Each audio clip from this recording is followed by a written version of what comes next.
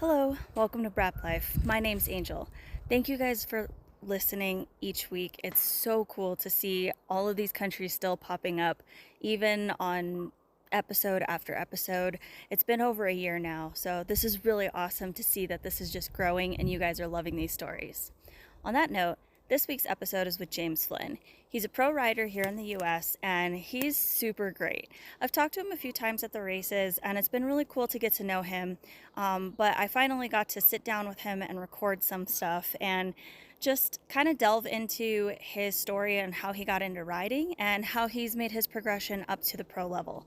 So I hope you guys enjoy it and I'll see you next week. All right, so here we are.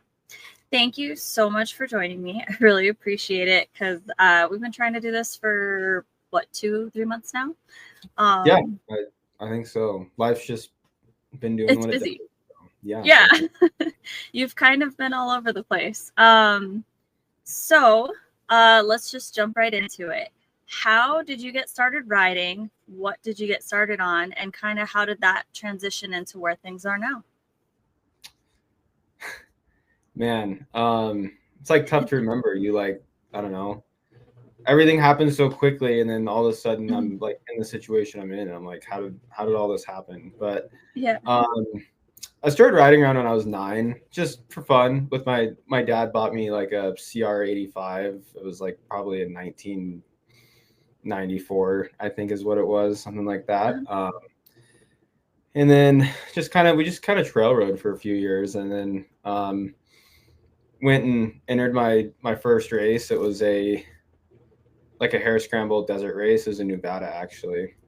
And from there, like, we just kept doing it. There was a whole series that was based in Arizona, a whole off-road series that had sprint enduros, hare scrambles, like regular like enduros, GP style races. So it was kind of cool. It had like all the different off-road races in it. Yeah. So it kind of got me a good chance to experiment with all of them and kind of see what I liked. And then I did that for a couple of years, and then met a guy named Ryan Wells, and super great guy. He got me into hard enduro and enduro cross, and kind of since then that's in a way been my main focus. It kind of just slowly took over from the regular hare scrambles and the GPs and that and all that. So I don't know. I just really like the technical aspect of it. Okay.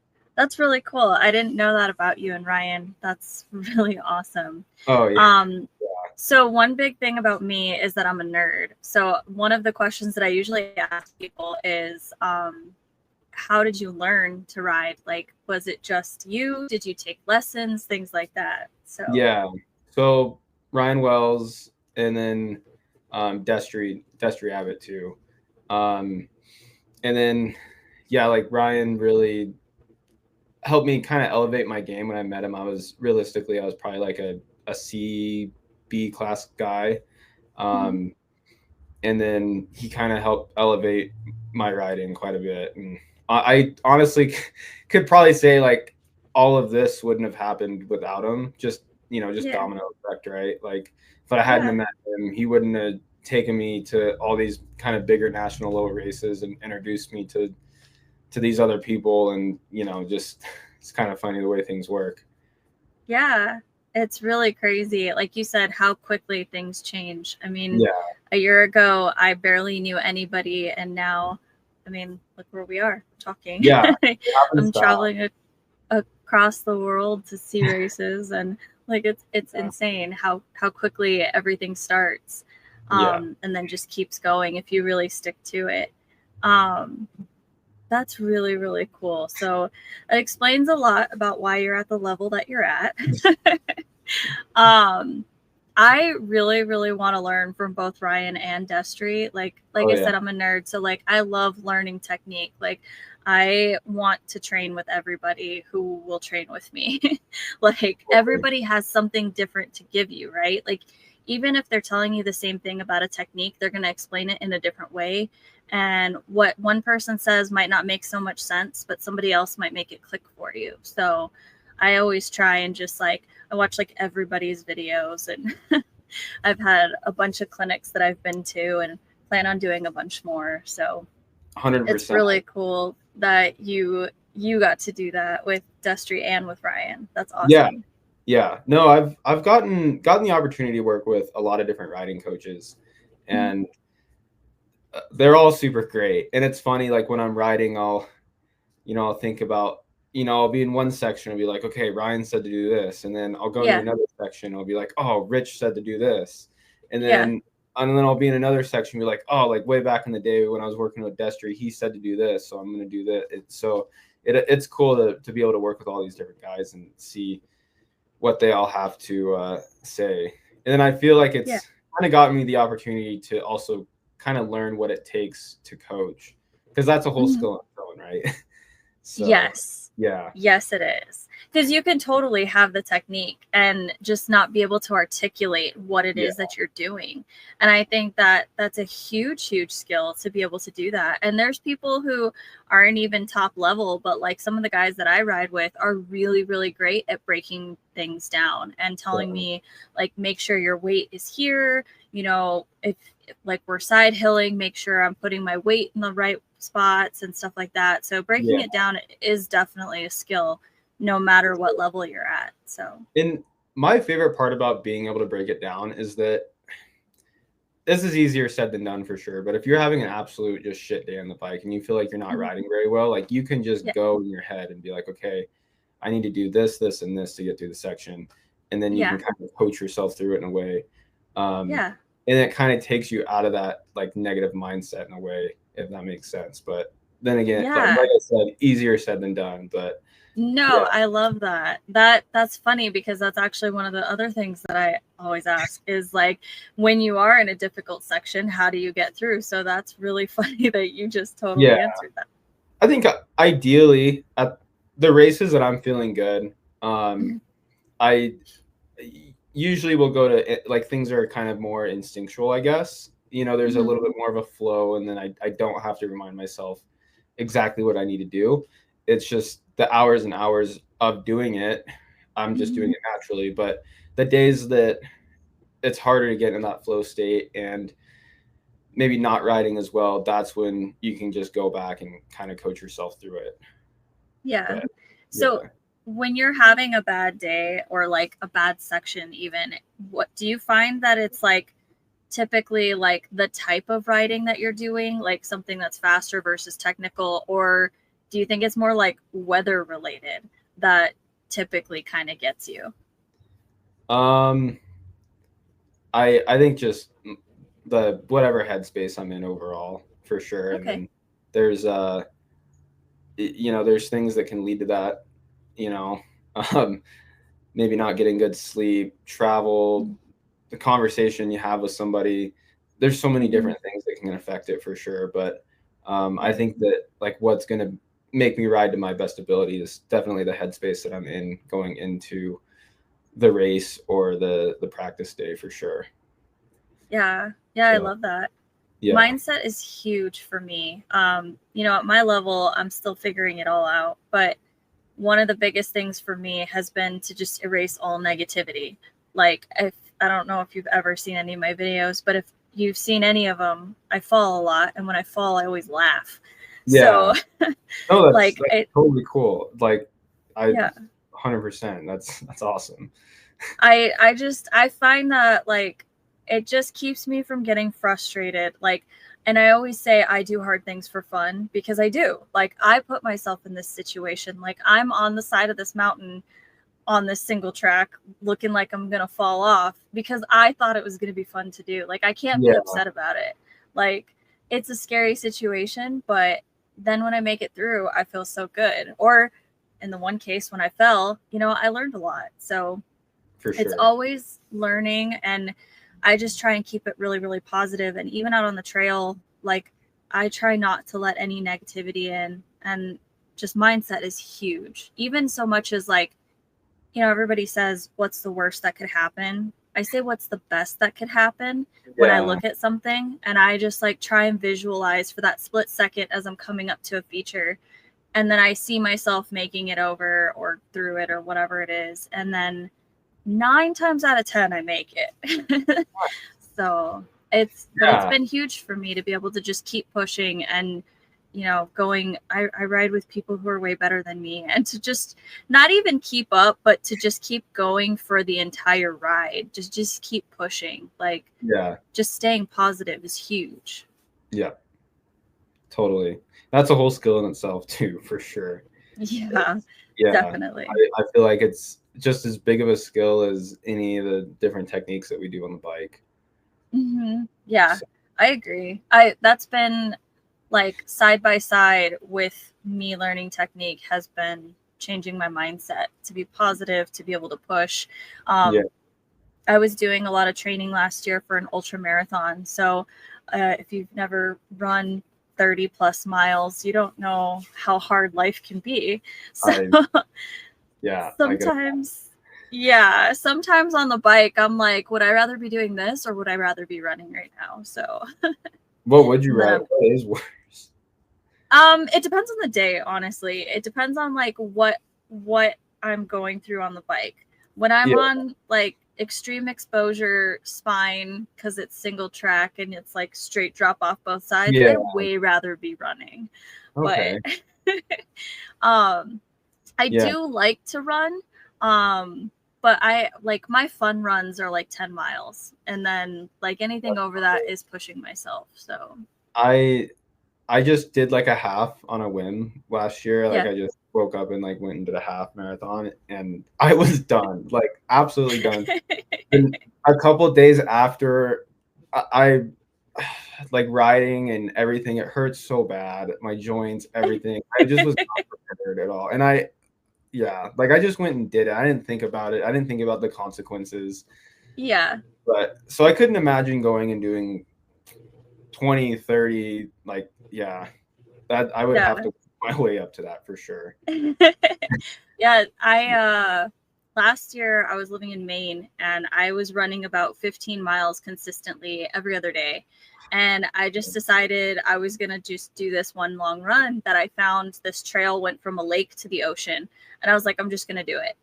And I made this plan. I told everybody at work, and I was super excited about it. And then the day rolls around, and it's one of the hottest days of the year, and it was super humid. And I was like, I've already committed to it though. Like, I have to do it now. And I knew at this point, I was still new on the bike. My bike had maybe 15 hours on it. So there was no way I was doing hard enduro yet. But my whole goal was to do hard enduro. And I was like, this is just going to help me with my mindset.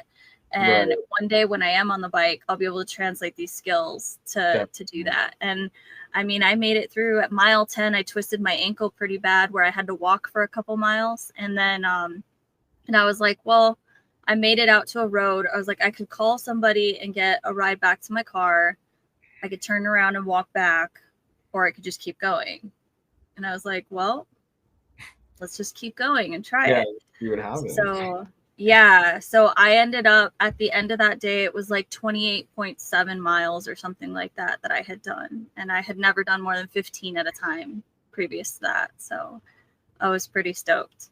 But then I was like, okay, now I need to start pushing myself on the bike the way that I can push myself like on my feet. So it's been quite a progression since then. But like a couple weeks later, I moved to Tennessee, and that was when I first started doing like hill climbs and downhills, because downhill scared the crap out of me. But and then my progression has just been crazy since then. But I made myself do it. Like I said, I do hard things for fun. Like I have to keep going. For sure. That's what it's all about, right? Yeah. Pushing yourself, getting better. Like that's, I don't know. To me, that's what it's all about for sure. It's just there's no better feeling. Exactly. I always say that to ride a dirt bike, you need to be a little bit crazy, because who wants to go out there? Every single one of us, when we're learning, we all fall. Like at some point or other, whether you whiskey throttle into the side of a barn or, you know, you just fall off your bike, you're still not going to have a good time those first couple times that you're on the bike. You know, you're figuring it out. But So that's the first level of crazy. And then the second level of crazy is hard enduro people. And Yeah. we're just like, we like suffering for fun, I guess. Yeah. Definitely. Yeah, and then there's suffering, and then if you're out play riding, there's the aspect of like putting yourself in danger, like hitting True. the safety line, and like I don't know. Mm-hmm. I love that. I used to hate it. Like I used to absolutely hate like sending it and hitting Mm-hmm. big stuff and getting out of my comfort zone. And there's times for sure where it's almost like a switch will flip in my head and I'll realize like exactly like what I'm doing, like Mm-hmm. what situation I'm in and like what could go wrong, and I get kind of nervous. But as long as that doesn't happen, and I try to stay out of that, like I always just try to not think about like what can go wrong, Mm-hmm. then I don't know, it's just I just love sending it and like doing sketchy stuff. So that plays into the whole hard enduro burrows thing. How do you feel about those shoots? Like, because that's what it seems like to me. Like from this end, it seems like you're just sending it all the time. Yeah, I feel like you guys get together and you guys go crazy. So most of the time when I'm riding, I'm typically doing like sprints and motos, like taking lap times and just trying to gain speed and intensity and get into like a flow. So those days where we just go and we film with Blake and do the hard enduro burrow stuff, those are days where it's like we're just like sending it.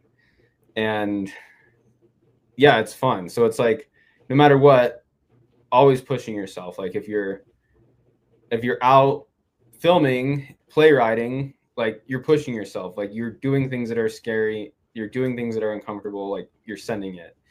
But if you're not doing that, you're just doing motos, then you're pushing yourself by trying to get a faster lap time. Maybe trying to make your last lap the same lap time as your first lap, so you know that you can be consistent. If you're sprinting, like you're just going as hard as you can, like just going, like trying to drop just seconds off at a time. So yeah, no matter what, like limits are always being pushed. And if we're with Blake and we're filming, like we're gonna push the limits for sure, or our limits, like, you know. Yeah, but those are just they're so fun too. I love it.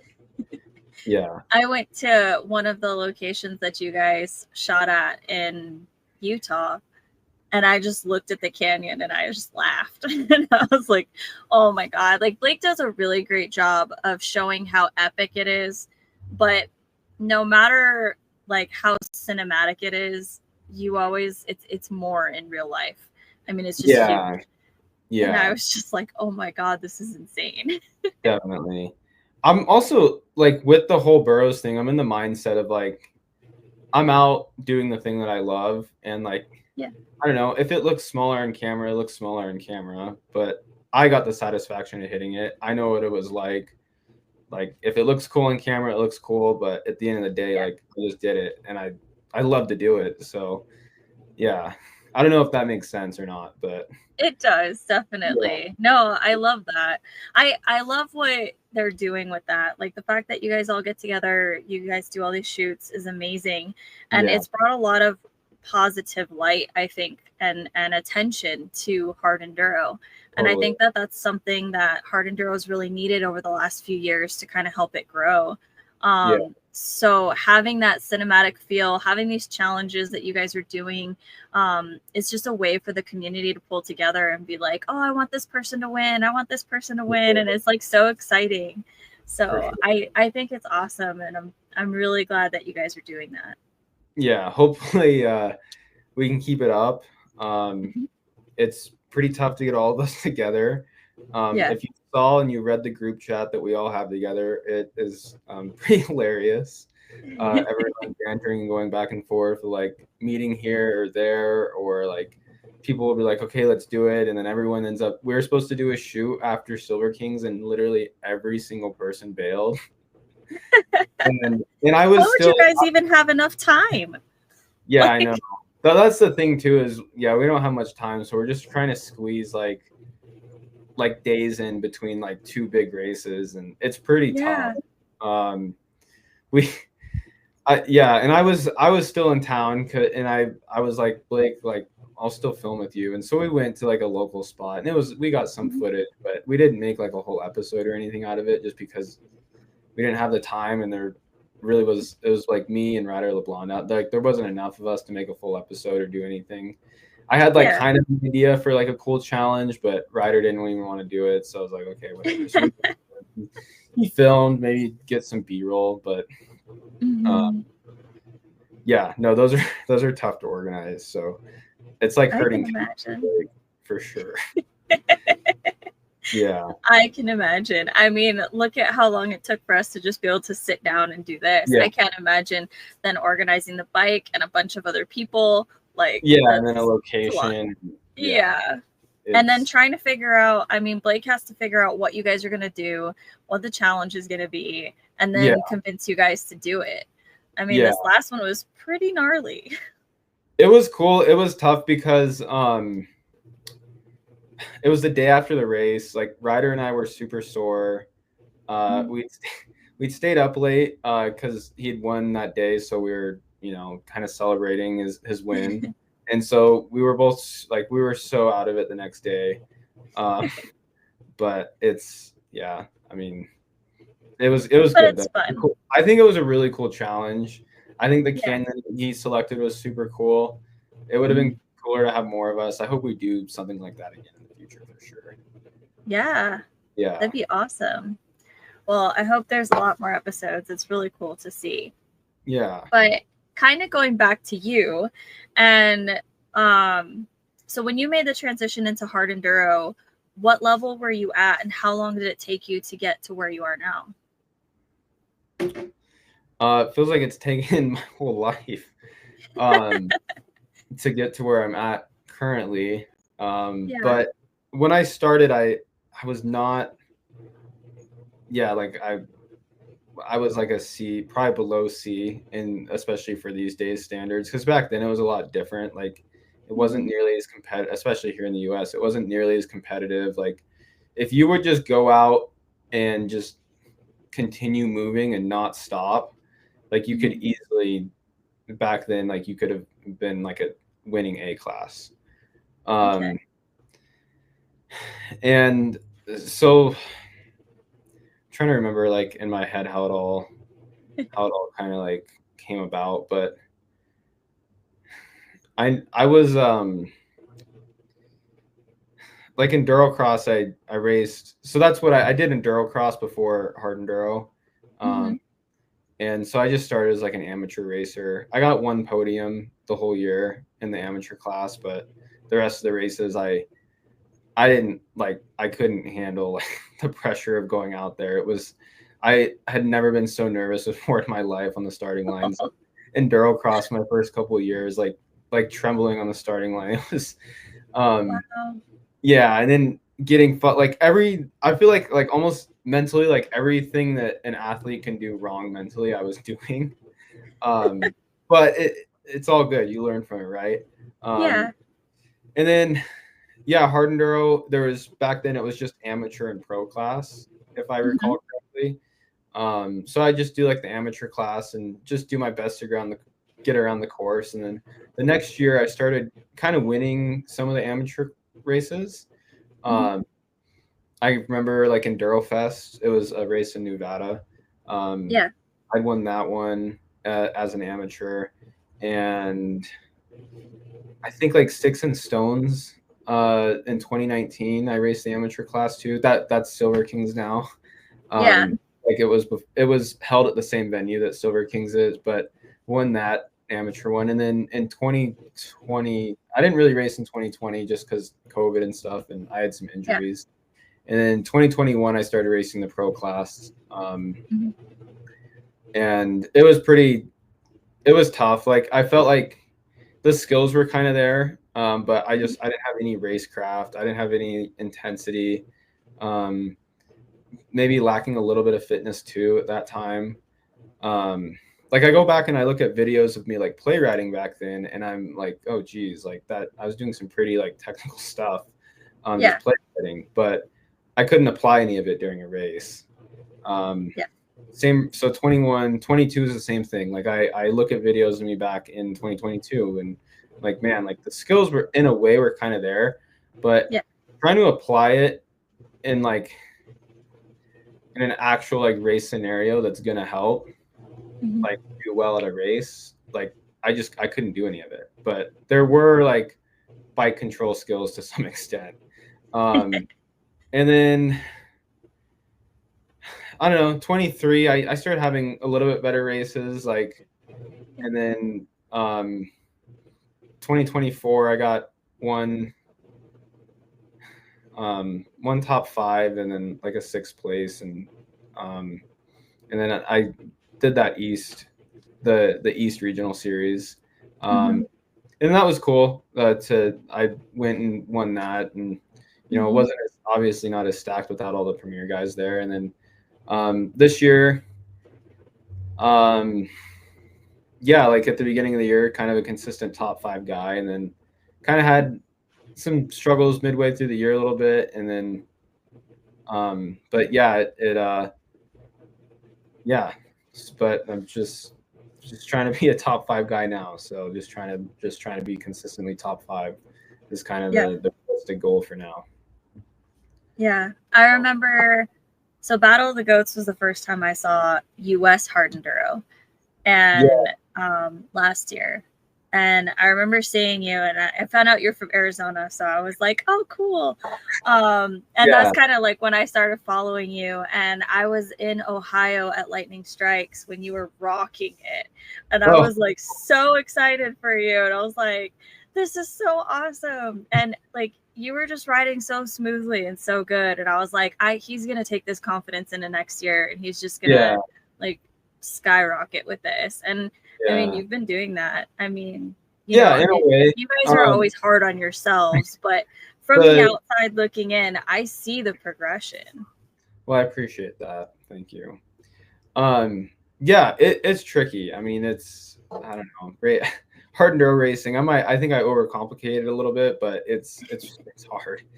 It's difficult. Like at the beginning of this year, I was kind of top 5, and then at the beginning of the races, you know, I would hang with like Ryder and Will for a little bit, and then like in Moab, I reeled in Ryder, and I know he wasn't having like his best day or anything, but it was still a really good feeling to kind of reel him in at the end of the race.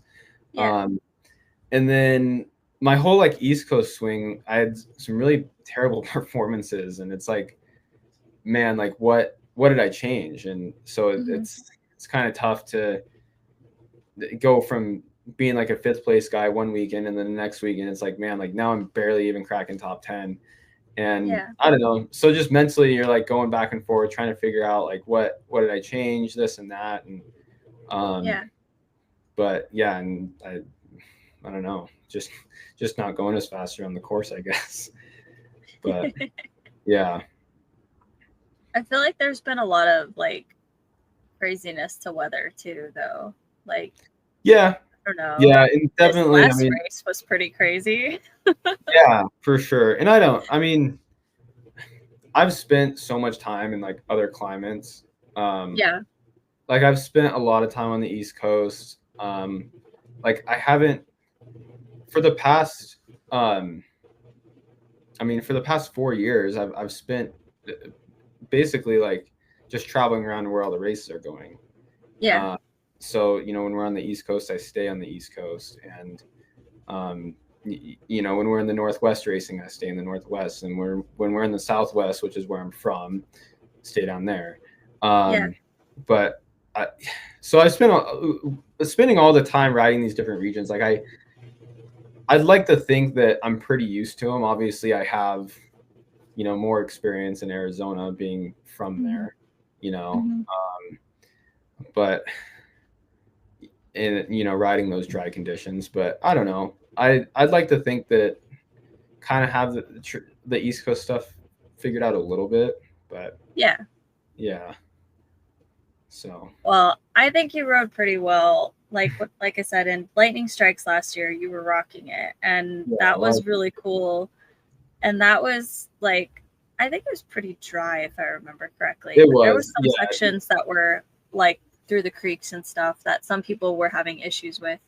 yeah. Um, All of those East Coast, like all the East Coast regional races last year, I remember I was excited to go out there and do them. Just get more time on the East Coast. Just keep yeah, riding there. Like go ride yeah, good weather. Like it's good. And then every single one was dry. like yeah, you, like it was like riding in the desert. Like it, yeah. yeah, The traction was not an issue at all out there. But this year it was definitely a lot more wet. A lot of the races had moisture for sure. yeah, Yeah. yeah. And I think that that's, at least for me, I mean, I obviously don't have the experience that you do, but when I haven't ridden something in a while, it takes me a little bit to get used to it again. Like when I went back east for Battle of the Goats, I had to go ride at Brown the day, like a couple days before, because I was like, I Yeah. haven't ridden in actual dirt or in mud in that case in forever. I was like, I did For sure. most of last year. That's what I learned in. But then the 6 months prior to the race, I'd been out here and just in rocks essentially. So Definitely. Yeah. getting No, used to it, it takes a day it's or two for sure. yeah, yeah, Yeah. You go out there, you're not you have to give it, you have to be super mindful of when you're giving it throttle, where you're going to get traction. yeah, um you have to be, especially when it's wet, you got to be mindful of the roots, the rocks. If you're in a mhm, creek, you can't shoot for rocks as much. You maybe go between the rocks. We're out yeah, here or out in Arizona, you shoot to go on top of the rocks because it's 100% traction, right? yeah, yeah, So making that switch is difficult. And then coming back mhm, out here and like doing the really, really big stuff, that's something you got to get used to too when you come back out here, like having the exposure, like the yeah, danger, if you will. Yeah. So it's interesting. I like going back and forth between the two. It's really cool. yeah. That's got Yeah. to be challenging, like mentally for you at your level with your pace. Like you've got to just like think, like super quick on the fly. Like I'm slow. I take my time. So I Yeah. have to like I have time to process things. I don't know how you guys go so fast and you just like you don't even seem to see anything. You guys are through a section in like a second and I'm like what just happened? Like I don't know how you have time to process that at all. I think we're just processing less, I guess, the easiest Okay. way to put Yeah. it. Well, I think you said it before. Like it becomes like instinct, right? Like Yeah. you already know how to handle whatever the bike's gonna do. And like they say, like look ahead. So you've already seen it and somewhere in your brain it's already processed. But by the time you get to it and you just already know what to do. Me, Yeah. I'm still at the point where I'm like, okay, rock in like 50 feet. Okay, what do I have to do with my body? All right, let's do it. And then doing the thing, hitting it, still looking ahead, but still also making all the parts move. And my Definitely. body doesn't like to do what my brain tells it to do all the time. So I'm still figuring that part out. So it's just it Yeah. leaves me in awe when I see you guys go through stuff like that. It's just insane. We walk it a lot too. Like when they Mhm. let us, some races they let us, some they don't. But I Mhm. think walking it and then seeing it and being able to visualize it, that definitely helps a lot. A lot of the Yeah. races too, like we're doing sections that we've done before. Donner, for Mhm. example, like we've done a lot of those sections before, and then we walked them Yeah. too for the day before. Yeah. So, like that kind of takes away the reaction time in a way. Like you're kind of going through and you've already visualized it in your head when you walked it, and if you Yeah. have, then you'd probably done it the year before because a lot of those sections were in the year before. So you kind of know exactly how your bike's going to react and what's going to happen Yeah. going through. So that helps a lot with kind of with what you're talking about. But Yeah. yeah, I think if you're hitting it blind, which we do that a lot too. We King of the Motos this year, we kind of did that because we didn't really walk it, and I guess we Mhm. had ridden some of those sections before in past Mhm. races, but just yeah, looking ahead, that's huge for sure. But Okay. that's a whole skill in itself, and that's something I kind of struggle with is hitting something that I'm just seeing for the first time. That's Mhm. that's kind of a skill that I lack, and I'm trying to work on it, get better at it. Yeah. But it's tough too because if I'm doing motos and I have my loops, in my sprint loops and all my things, like I'm not training that skill. I'm not training the skill of seeing something the first time, reacting, and then hitting it and executing it perfectly. So to do that, you kind of have to just go hit new stuff all the time. Yeah, I think that there's a lot of positives to that. I spent most of last year in new areas all the time. So I got my bike in January. Between January and August, I was in 12 different states for riding. And like that was brand new to me, bike that was too big, still learning on, and just learning how to read a trail. But every single time it was a new place. And it was training that one thing for me, but at the same time I couldn't get used to like what I need to do, and like we talked about sessioning stuff.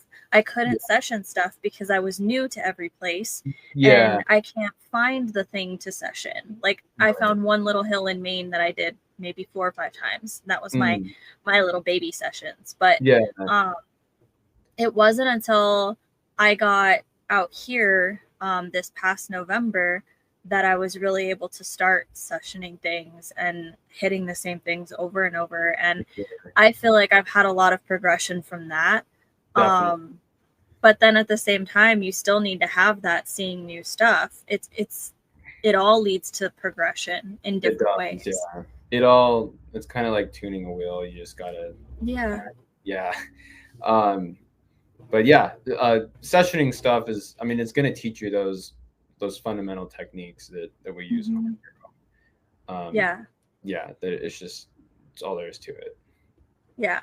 And I have always done, I guess in a way it's sessioning, is parking lot drills, like off bar turns and trying to do static balance and things like that.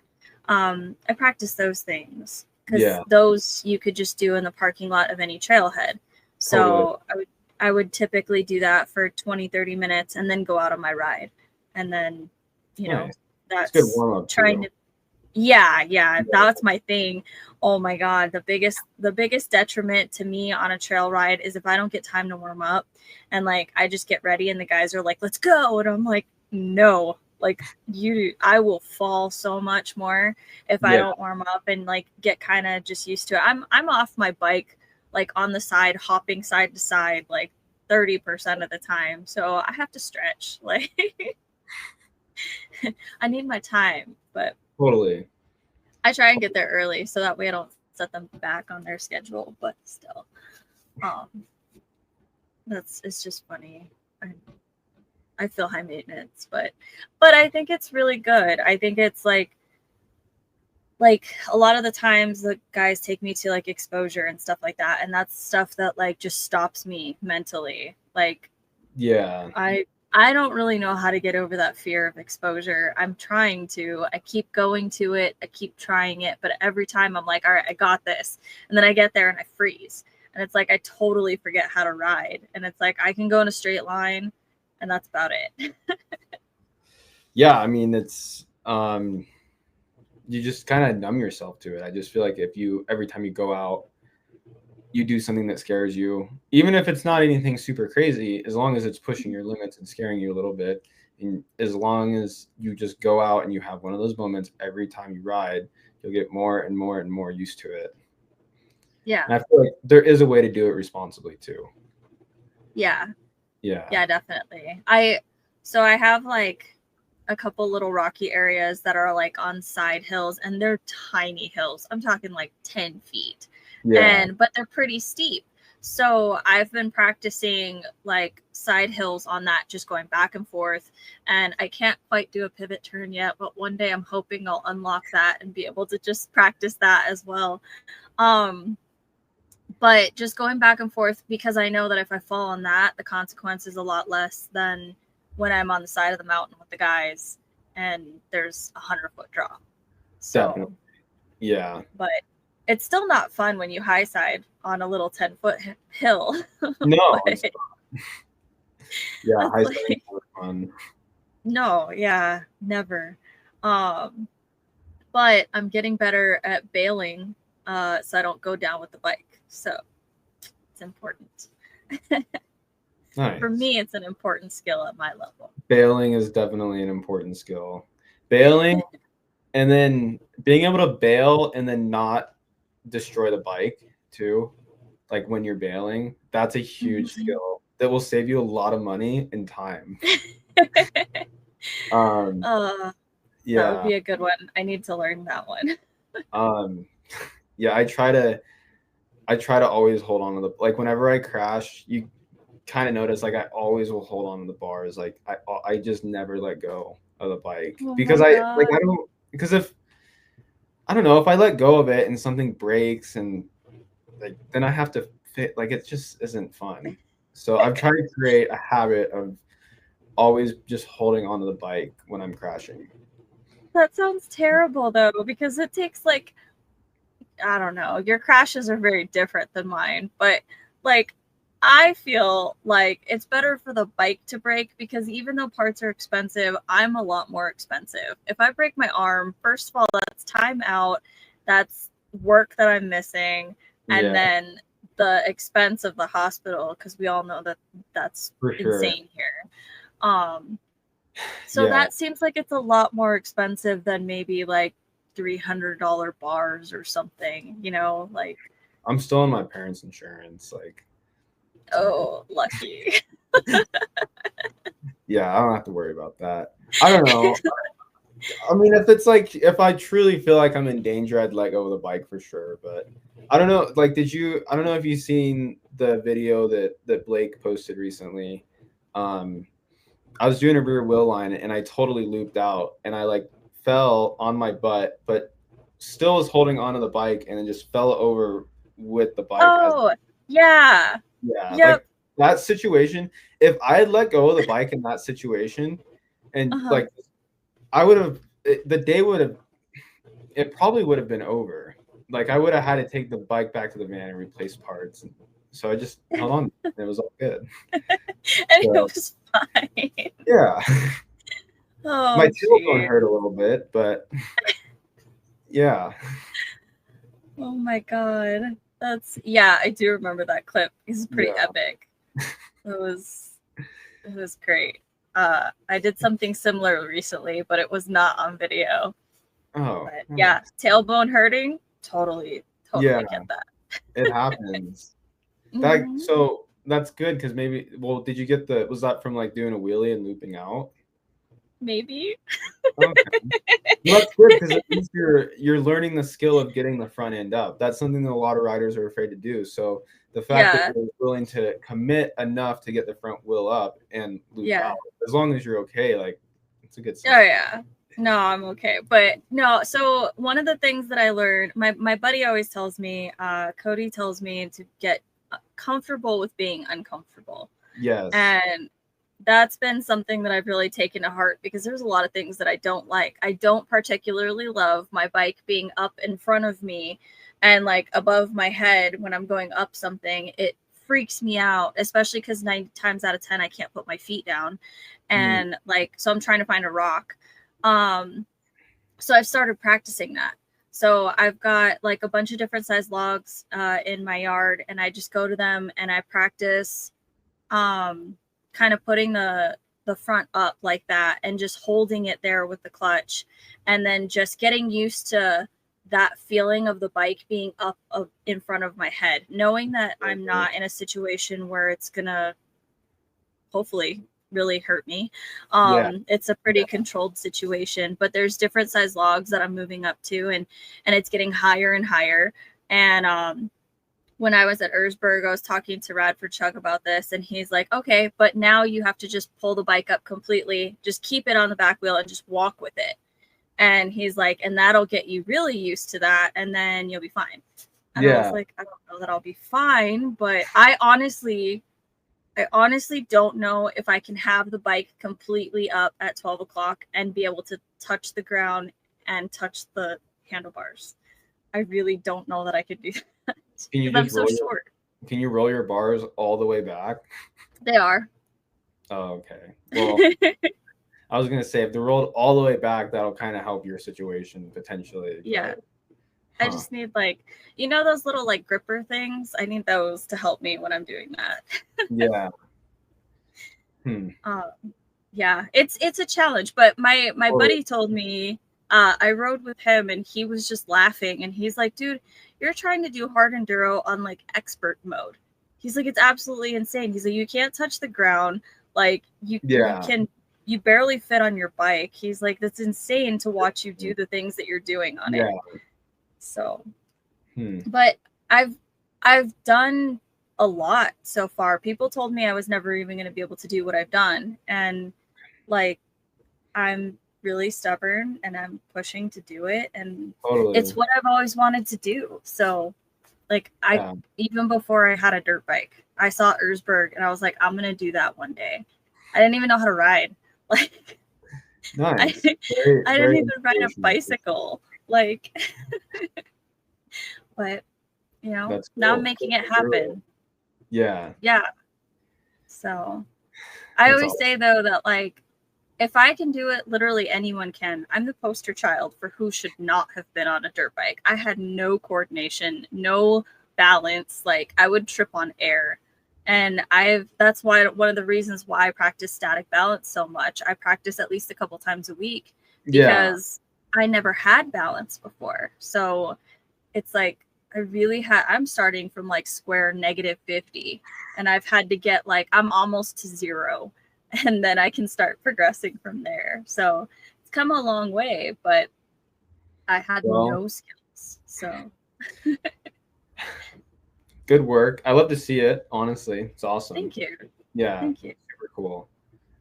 But it's truly like inspiration from people like you guys, from anyone who's riding. I draw inspiration from, but like going to like the hard enduro this weekend was just absolutely amazing. I wanted to come back and ride, and my bike is down, and I was just like so sad. But seeing the things that you guys do every time I watch you guys go through, I feel like I learned something.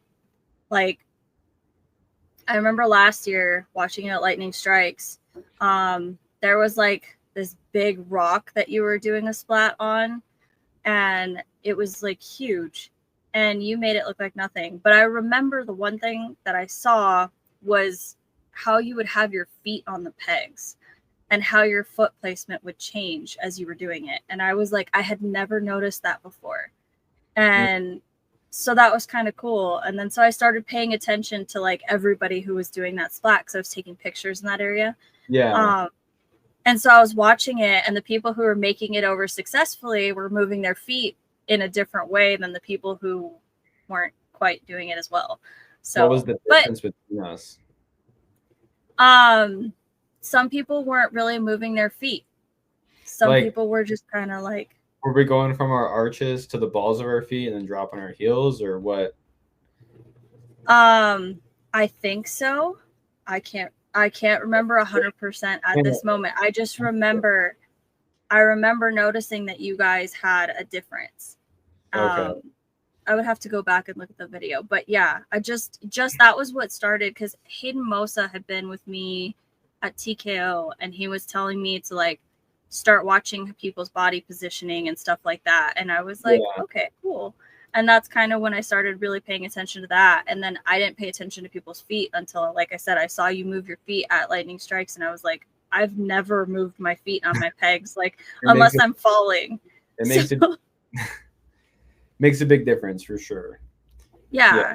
And it's tough in hard enduro because, well, ideally, like you obviously, like you're riding the balls of your feet. That's textbook, right? But hard enduro, we're kind of on our arches a lot, which is kind of more of a trials thing. I always I try to stay consistent and just have the balls of my feet on the pegs, but hard enduro is such an uncontrolled environment.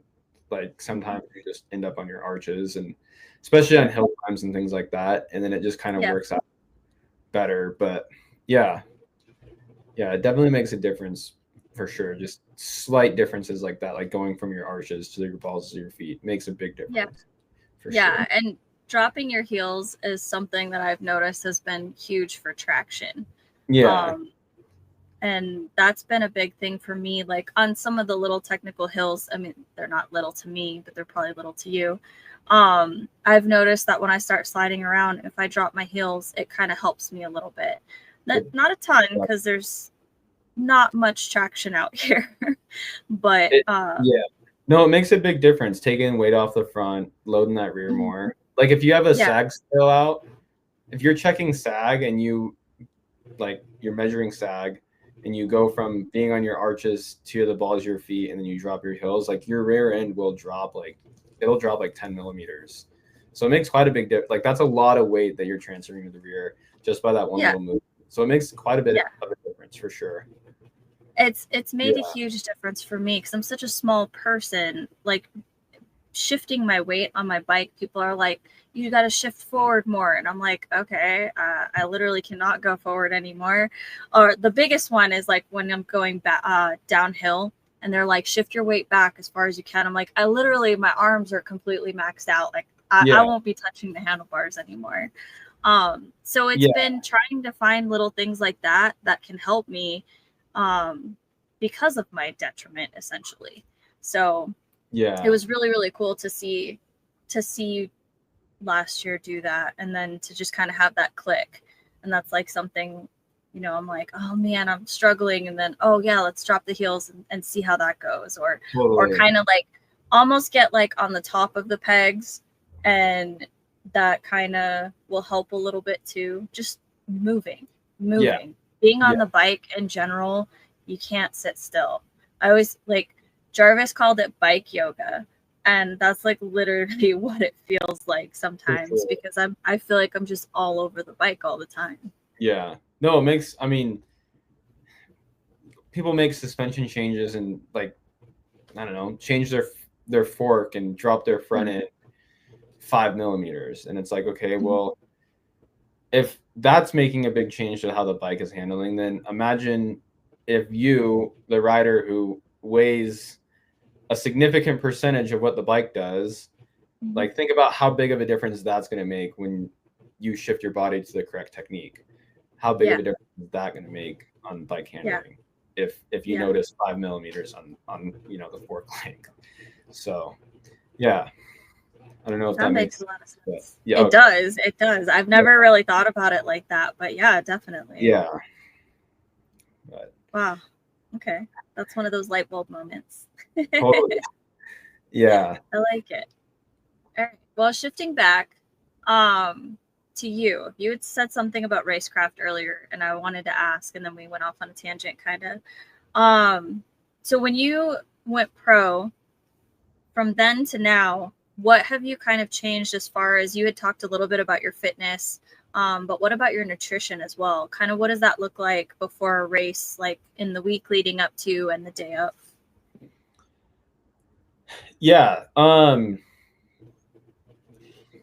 So I guess I'll start with fitness. For fitness, I'm just on a lot more structured of a program. Josh, he runs Enduro Method. He writes my programs, and he's super great to work with. Like absolutely love him, and they're great. Him and Dane, they're awesome. So he writes my program and basically tells me like when to go to the gym, and then obviously what to do at the gym, and when to go cycle, when to do cardio, all that. And then when I'm on the bike too, he tells me like, if maybe he'll tell me to do like 2 40-minute motos that day, or maybe 1 hour-and-a-half moto, and then just focus on like getting into the flow state, or go do sprints. Or so the program is kind of tailored around like the time of year, what we're racing, what we're getting ready for. If we have a little bit of off time, maybe it'll be a little bit more work, because I don't have to worry about recovering for a race quite as much.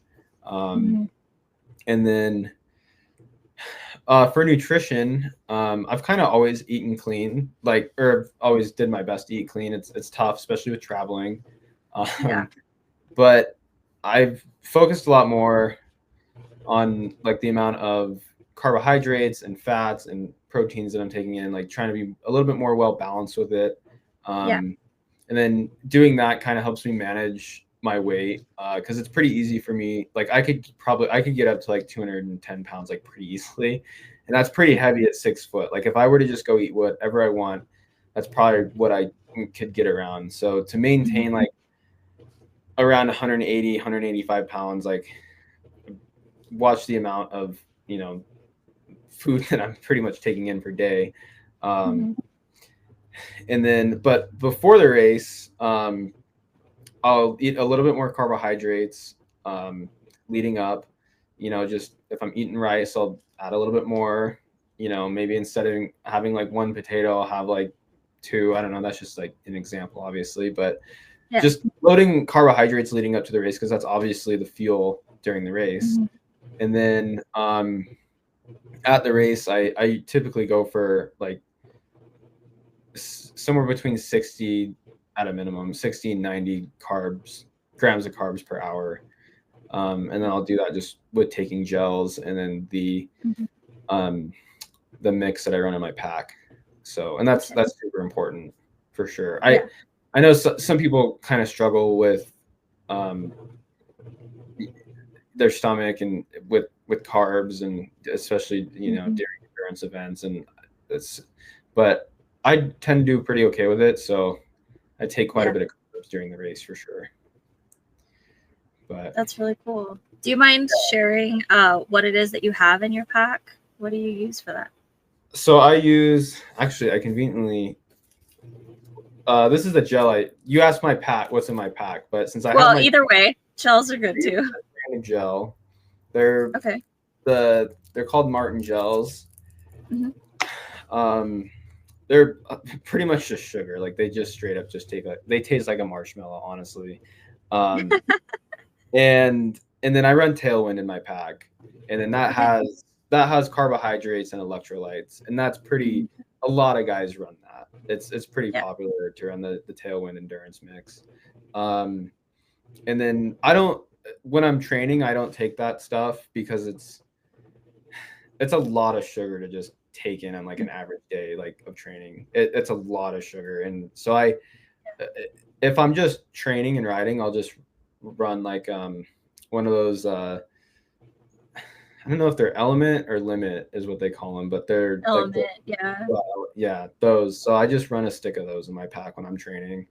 And it tastes good. It's refreshing.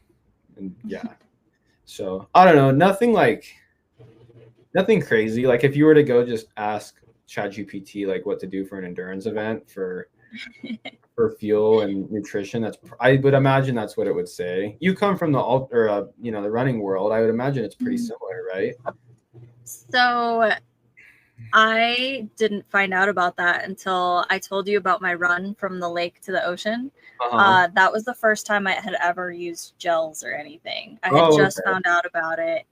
And so I tried a couple gels like when I did one of my shorter runs just to see if I could like handle it with my stomach and everything. But that was the first time I had used gels, and I really don't like running with anything on my back or in my hands. Like I just like to run.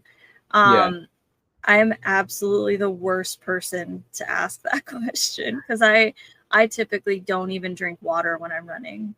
So even like when I do like 20 plus miles, I'll usually like a lot of the times it's a loop.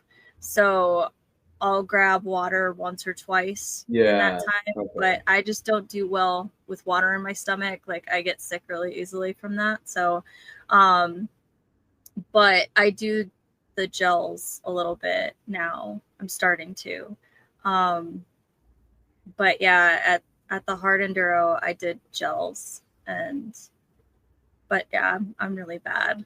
Like I'm so bad about it. But I always say that like every body is different. So like what works for you obviously isn't going to work for me. I was just talking to a friend earlier today actually who was saying that he can't actually do red meat anymore. And he's like, yeah, so I just cut it out completely and I feel great. And I was like, when I did that, I felt horrible. But I also have a history of anemia. So like having red meat in my diet helps me and I feel great. So everybody is different. For But sure. I always do like to talk about it because it does give different perspectives. You're using different stuff, and maybe that's going to be what works for somebody. Yeah, So definitely. And it's actually funny. So Donner this past weekend, just the way that things kind of went for me, I was I was just so focused on just pushing the hardest that I possibly could that I didn't really drink. I didn't drink much water, and I didn't really take any gels. I think I had one gel in the pits, and I had a stick yeah. of Element in the pits too. But other than that, I didn't really take a whole lot, and I felt okay. But also it was only a 3-hour race, so it wasn't as important. I think it's those 6-hour races, and especially like those multi-day events where you're gonna find that taking all the different products are gonna help, I think. But Yeah. at least from what I don't know, from what I've been told, but I'm not a nutritionist at all. Yeah. Yeah, I'm still figuring things out. That's for sure. Yeah. No, and the best way to figure it out is to talk about it, in my opinion. Totally. Like I said, we have a lot of people who listen to this podcast who are new to riding or who are new to endurance sports and things like that, and are learning about nutrition and just trying to figure things out. So sometimes, and your for what body it's is worth, very different than me. You're tall, I'm short. So people can relate to those things. So what works for you might help somebody to kind of start on a path. So totally. that's why I like to ask. I don't know. And the nutrition thing, like I take what I eat seriously just for longevity, and I want to feel as good as I possibly can. And but like straight up, I get smoked by guys that eat out like every other night, like eat out at random restaurants, and we'll get like fast food and not care, and they don't track anything. They just kind of eat whatever, and I get absolutely smoked by them. So for whatever that's worth. But yeah, Riley Bender was on here talking about how it was like several races in a row that he did that he won, eating McDonald's, like I think it was like sausage McMuffins every morning before the race. And he's like, and then I won all those races, and he goes, and I stopped and I didn't win anymore. And I was like, there you go. What? So I thought it was funny because I always assumed, and I think a lot of people assume, that pro athletes are like super restrictive about what they put in their bodies. And it seems like not all of them are like that. So I don't know. My thing is when I'm at home or when I'm at home, or when I'm traveling, like I get all organic meat and produce in the store, and just try to cook, well-rounded meals, and that I don't like, it's nothing super crazy.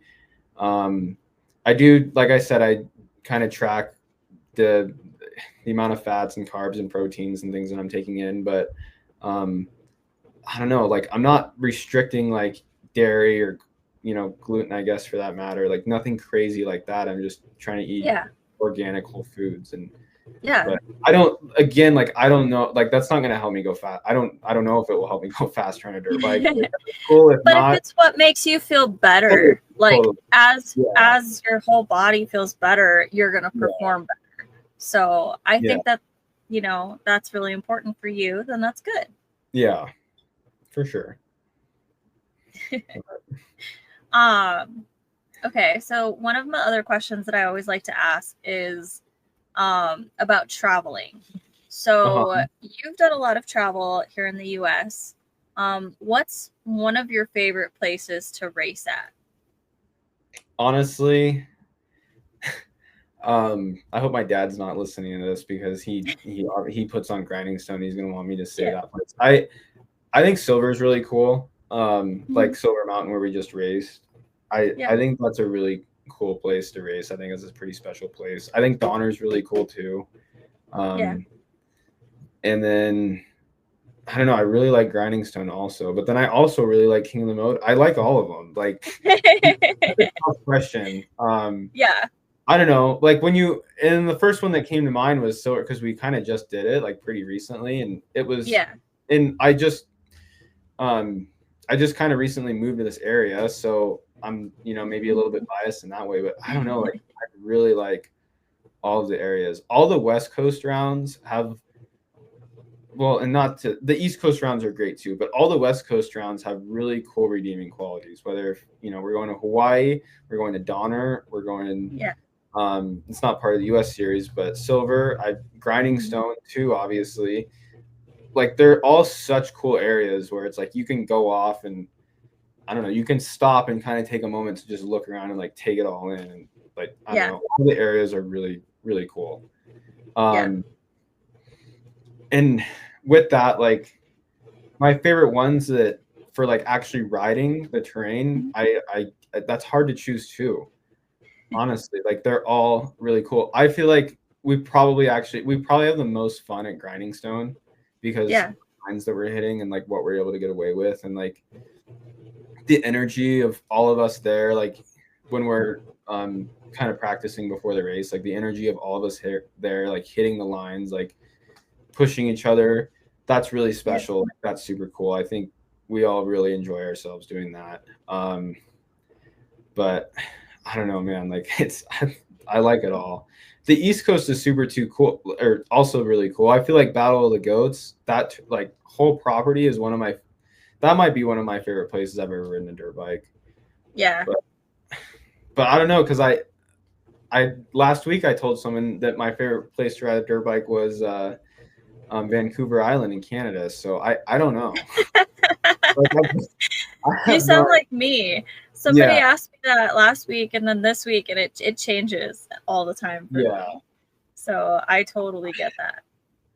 Arizona's so like, I grew up in the Phoenix area, and Yeah. there's such good riding down there. It's that place, man.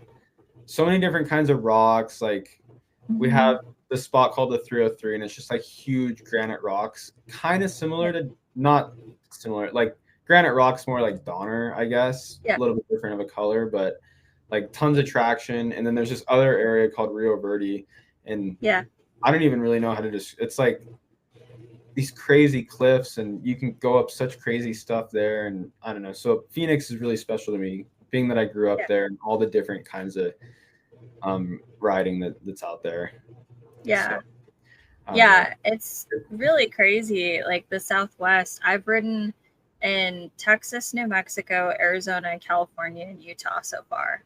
Yeah. And all of it you would think is similar, and all of it is completely different. Oh, 100%. Yeah, you have like decomposed granite, and then you have like areas that you go to, and it's like it's like silt, and then there's like rocks Yeah. mixed in, and it's like really crappy. But Yeah. it's like, I don't know, it's crappy, but it's, I can appreciate it for sure. Like it's fun to ride. I hated it when I first came here. I was like, what am I doing with my life? I don't know how to ride a dirt bike. Like, Yeah, this is ridiculous. you have to like, especially Yeah. on downhills, like you have to like float on top of it. I don't know. Yeah. Yeah. Floating. Yeah. That's a really good way to describe it. Because I started to learn to like let the bike move and just kind of like go with it and just kind of trust it and trust my skill, really. But like, yeah, especially the ones that are downhill. moving.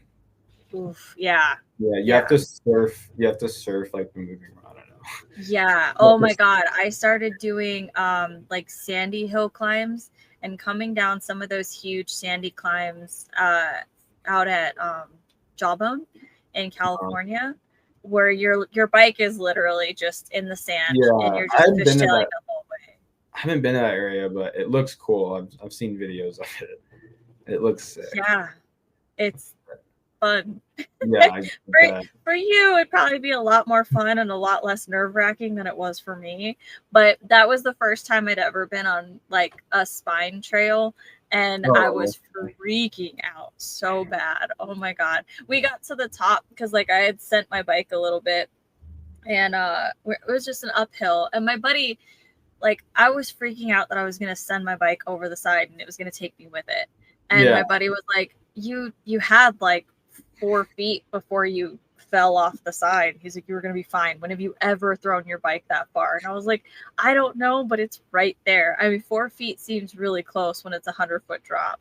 So, Yeah, but we got to the top, and I wouldn't even get off my bike to like look around. I was just like death grip on it. And I was just like, I just need a minute, guys. Like, I just can't look around. I handed my buddy my phone and I was like, please go take pictures for me so I can look at it later and appreciate it later. But right now, I just need to like compose myself. I get like that when I'm at places like not on a dirt bike. If I go to like Horseshoe Bend, Really? Yeah, if I go to Horseshoe Bend, I can't like just walk up to like the center and like look over and be comfortable. Yeah. Oh my God. Yeah, it's weird. That's funny. Yeah. Wow. Huh. Maybe. I mean, Yeah. I've had one moment on a dirt bike where I got close to kind of going off of a cliff that was kind of like you're not coming back from it. Like if you were to go down, you know? Yeah. And that kind of like scared, like that was a pretty scary experience. I went to go hit this one thing blind, and then at like the last second I was like, oh, I should look over, and I looked over and realized like the drop was right next to me, but I was looking at where I was riding and not the drop right next to me. Yeah. I just kind of got closer and closer to the cliff and didn't realize how close I was getting to it. And then I looked over and it kind of spooked me. But yeah, other than that, and we're getting drone shots. I was with Blake. I don't know if that footage has come out, but yeah, it was kind of a weird experience. But jeez. yeah, that was like I don't know. Yeah. Kind of the only time something like that's happened on a bike. Well, that's lucky. I've fallen off of single track on cliffs 3 times now. Oh, geez. And there's getting to be smaller and smaller cliffs, at least. Like the first time I fell like 30 feet. And the last time was like 10. So yeah. I'm getting really good at it. Nice. I'd like to get good at just staying on the trail, but you know. Yeah, it's the cliffs where it's like if you go down, like there, I don't know. Yeah. Mm-hmm. It's like the deadly ones, like when you look over, it's like those ones that are Yeah. The first one that I fell off of, it's funny to talk about now, but like we're on single track on the side of the mountain, and it's like a grade, right? Like it's just the side of the mountain the whole way down. And then it's like this maybe 15-foot section where it's an actual cliff, and that's the one spot that I fell. So we had to, like, I had people help me. They rode my bike down and then back up the other part of the mountain to get it back onto the single track because it was just too steep. Like there was no way. It was like almost straight up and down at one point, and there was no way my bike was going to come back up that. So it was pretty gnarly. But jeez, yeah. I literally, so I had 2 fears when I moved to Arizona. It was falling off of exposure and then falling into a cactus. And literally the next weekend I fell into a cactus, into a cholla. So I was like, I have nothing to be afraid of anymore. Yeah, you'll get used to the cactus. Well, not, yeah, the cactus is going to happen. You just have to accept it. I've had a lot of cholla in me growing up there for sure. I have a cactus needle. It's in my arm, and I can it's always there. I can always go and feel it. I can put my finger on it and feel it. It's been in there since 2018. So I don't know what was that, like 7 years ago. It's still in there. I can feel it at all times. I probably gonna have to do something about it one day. But it's just a reminder. Yeah, the cactus out there it's brutal. But it's just part of it. Like you do desert races, and especially the fast ones with single track and stuff, you get it in your heart, and that's just how it is. Yeah. Hopefully it comes out. Sometimes it doesn't, like in my case, but yeah. Yeah. I've started kind of making my own lines. There's a hill right behind my property, and I've started making my own lines on that hill. And to get out there, you're going through a field of cholla, and it's sometimes there's just no getting around it. It just hits you, but doesn't always stick. So, Right. but I carry tweezers now. So. That's good. What about, do you carry a comb? No, I had never heard of that until recently. Oh, And like I grew up in Tucson and I never ever heard of anyone carrying a comb for that. It was always yeah. tweezers or just grab 2 rocks.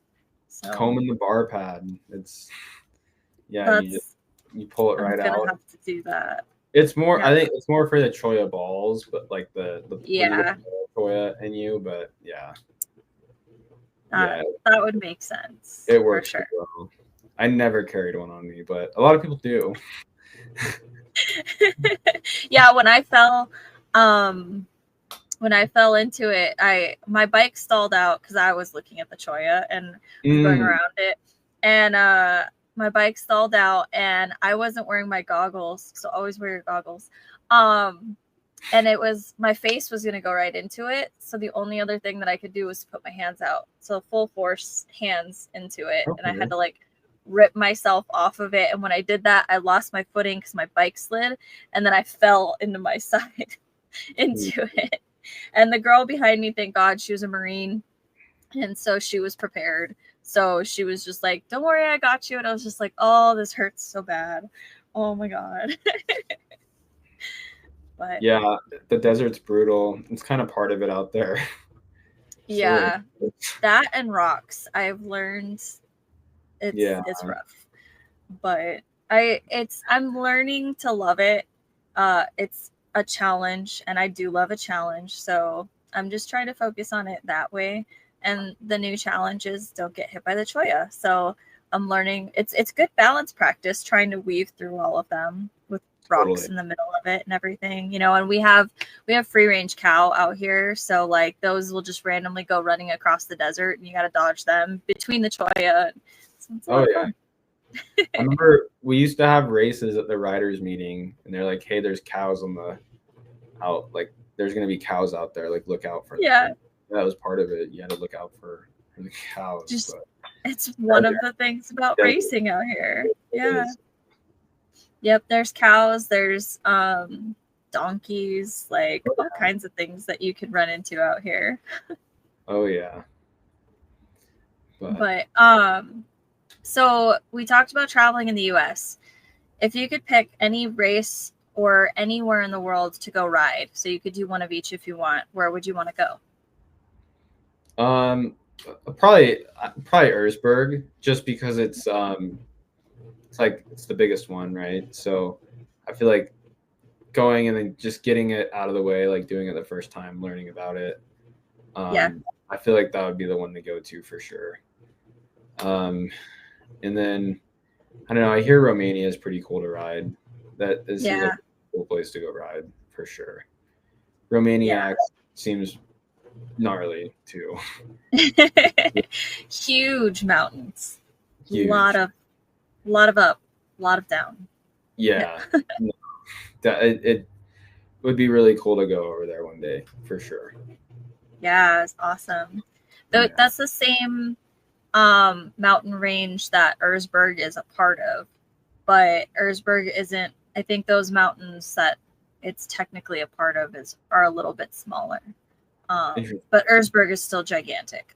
It's just absolutely huge. I bet. Yeah. No, I would definitely like to go one day, but we'll see. It's kind of tough. On one hand, you're like, man, I shouldn't go over there until I'm a consistent podium threat over here, because what's the point of going over there to get 50th place? But at the same time, you gotta go over one day and like learn, and learn like how it works, walk the track, do all that, just kind of see how to operate over there for sure. Have the experience of it. It's totally just a different experience, even as a spectator. That was just it's huge. It's all just huge. The crowd, the whole event, there's just so much to do. It was like being at a festival, and like a hard enduro festival. Yeah. And it was really awesome. Yeah, that's really cool. And it would be really cool to see races in the US like that too. I don't know. Yeah. we'll see if that ever happens. I think the tough part is that a lot of our races are so secluded from any kind of big cities or anything like that. So it's going to be tough to get all these people to travel to essentially kind of the middle of nowhere in a way. But Yeah. it would be really cool to see events like that come here.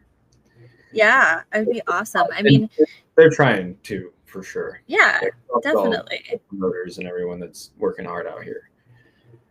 Yeah. No, I think that everybody's been working super hard since I started following the US side of things. I've really seen growth, and the amount of people who are super excited about it, the amount of people who are new to hard enduro this year versus last year. I've been working really hard to promote it for women. We have the largest group of we're hoping to have the largest group of women at TKO this year. So far, I personally have 5 women coming with me, and it'll be their first time riding hard enduro. So, and then I think we have 4 or 5 other women who've been there before. So as far as I know, that's going to be the most women who've ever signed up. So that's been really cool, seeing how many women are signing up in general across the country, but then people in general across the country too. There's a lot of kids trying it. There's a lot of older people who, not older, but like, I consider myself older. I'm 35 and I'm just getting into this, and there's a lot of people my age and a little bit older who are starting to get into it. And I think it's really cool to see that this isn't just a sport for 15 and 16-year-olds. For sure.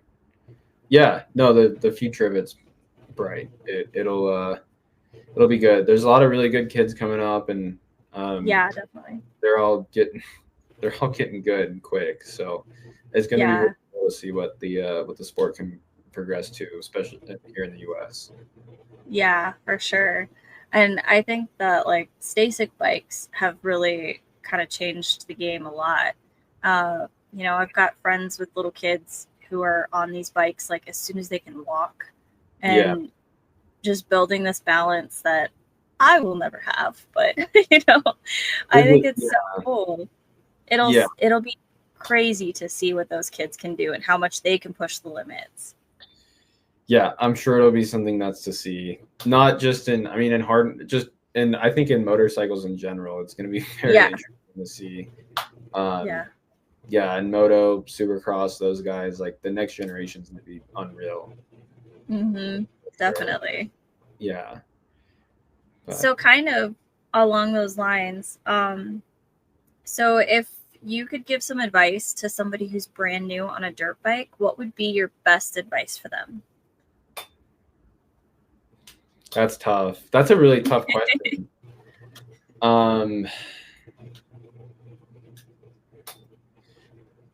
Just enjoy it. Yeah. Like that.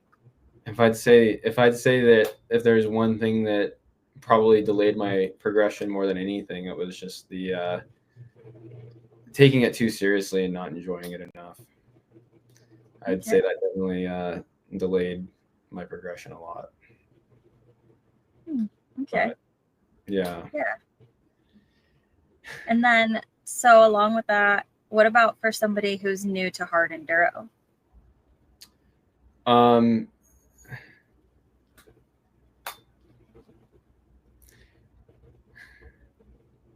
Yeah, I don't know.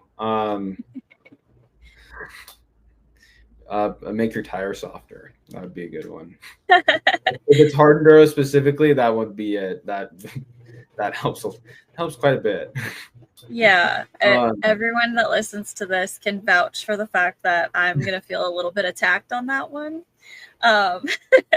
Make your tire softer, or probably get a trials bike too. I feel like that would. Yeah, I think getting a trials bike. Like if you're just someone that was like, oh, I'm gonna go and be the best hard enduro rider I could possibly be, I would say go ride motocross to get used to the speed, and then go ride trials. And they're obviously the two most polar opposite things you can do. Skills that are going to carry a lot over in hard enduro for sure. Yeah. But I don't know. The most important thing is just enjoying the process of it, like enjoying the process of getting better. I'm in, yeah, just enjoying the ride.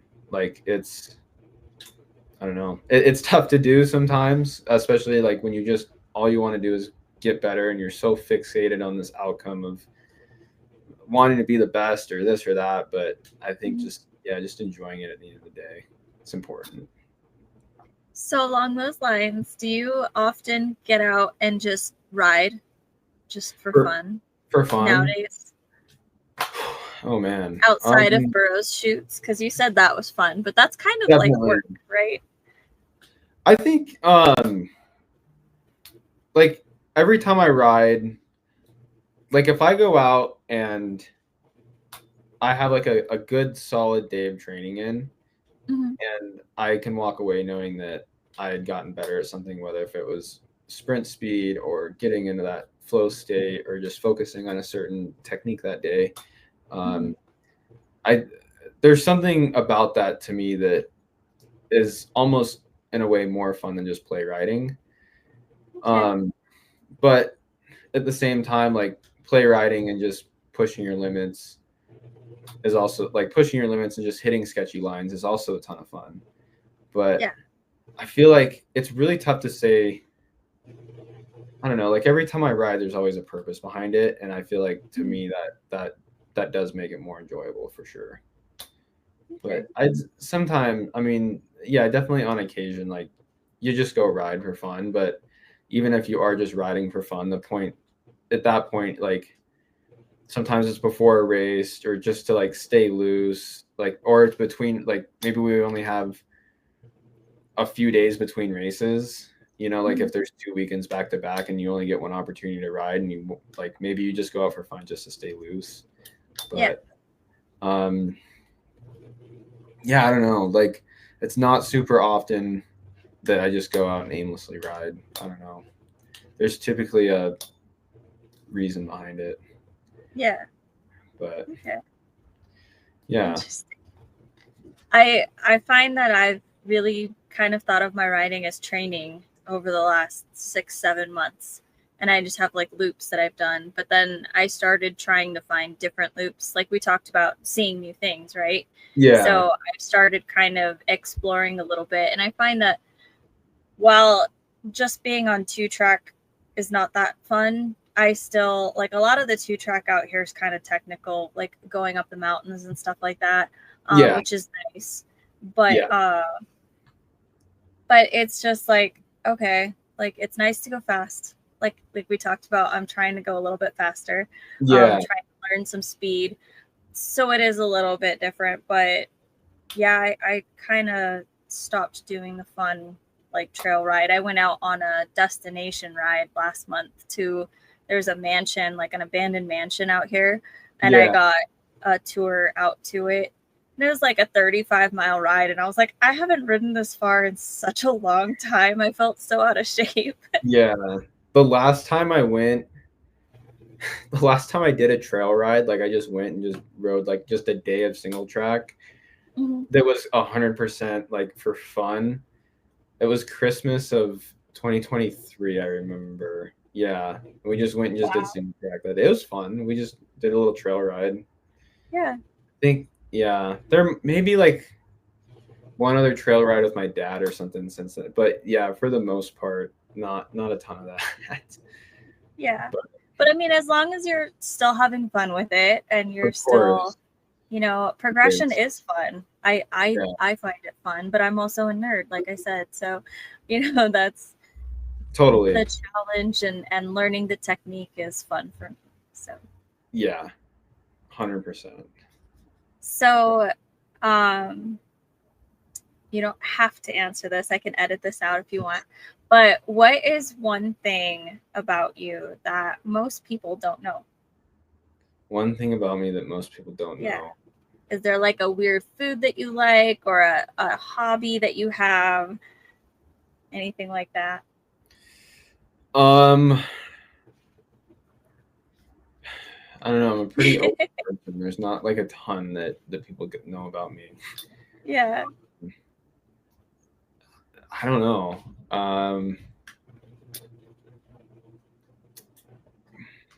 Yeah, I don't.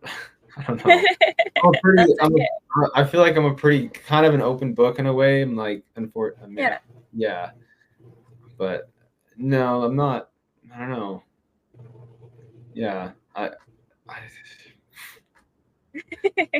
It's I hard to wish come up with something. I know. I wish I had like other hobbies or other things I could say, like, oh, I do this as a hobby. Nobody knows about it, but Mhm. it's I don't know. I'm like pretty open. I don't know. I don't really have anything like that.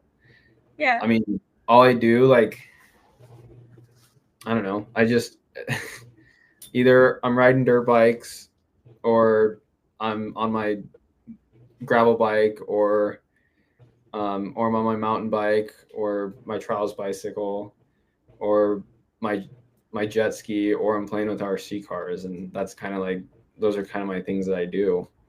RC cars. Okay. See, that's new to me. I didn't know that. Okay. So I've posted about that before, so but I guess I guess I don't really talk about that, but I don't know. I yeah, have like a little RC rock crawler and just play with that. It's like doing hard enduro lines on it. Pretty that's yeah. cool. Yeah. So is there anything outside of your life is bikes, but It- is there yeah. anything that you've like always wanted to do that you haven't done? Like anything in life? You want to It's be a kind of firefighter or something? yeah. As far as like other things that I want to do in my life, I definitely thought about a ton of different things. I don't know. Like as far as other careers go, I went to school for HVAC, Okay. but I don't know if I'll ever end up using using that.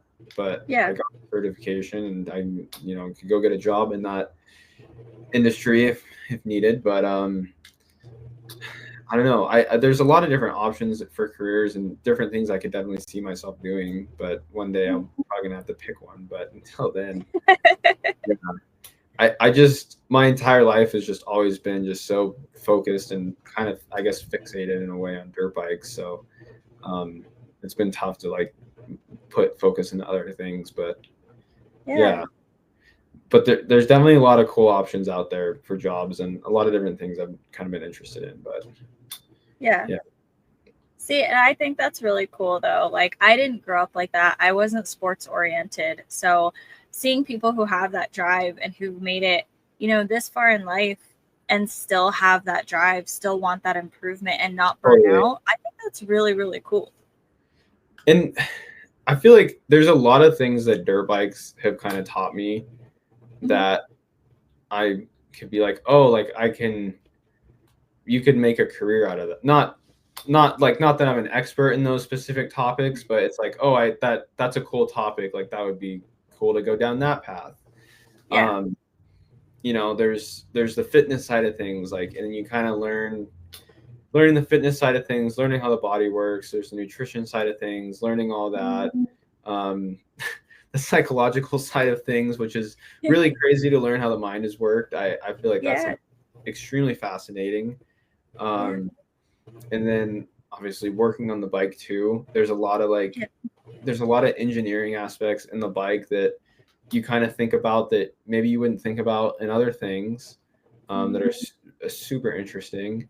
I don't know, even just like event organization, like seeing how people organize events and all that, Yeah. all that stuff is super interesting. Yeah, I don't know. There's a lot of aspects. The like building relationships with the sponsors, like the business side of things, that's super cool too.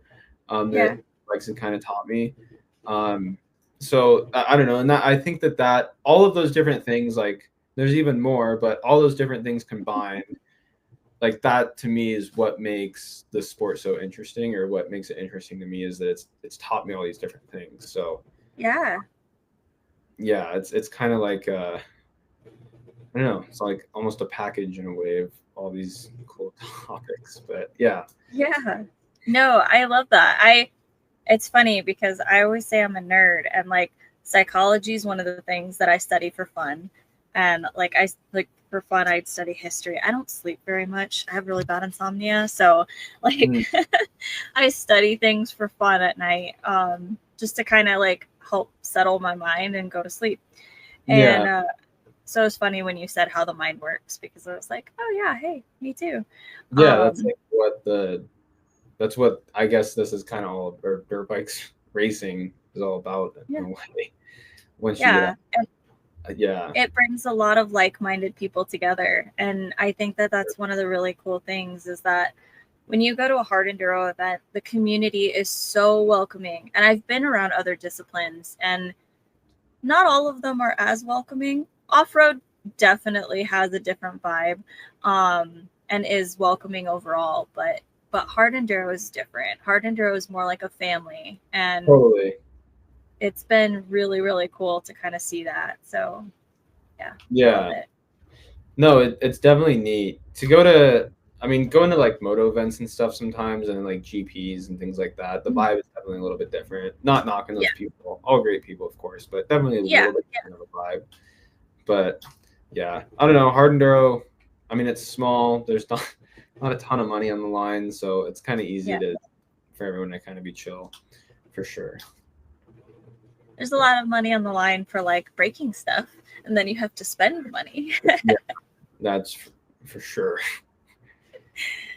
But yeah, no, I think that's really cool. See, so you have kind of a little bit of a nerdy tendency. So yeah, I guess in a way. Want to admit it or not. Yeah. Guess I think that's cool. Never thought of it that way, but yeah.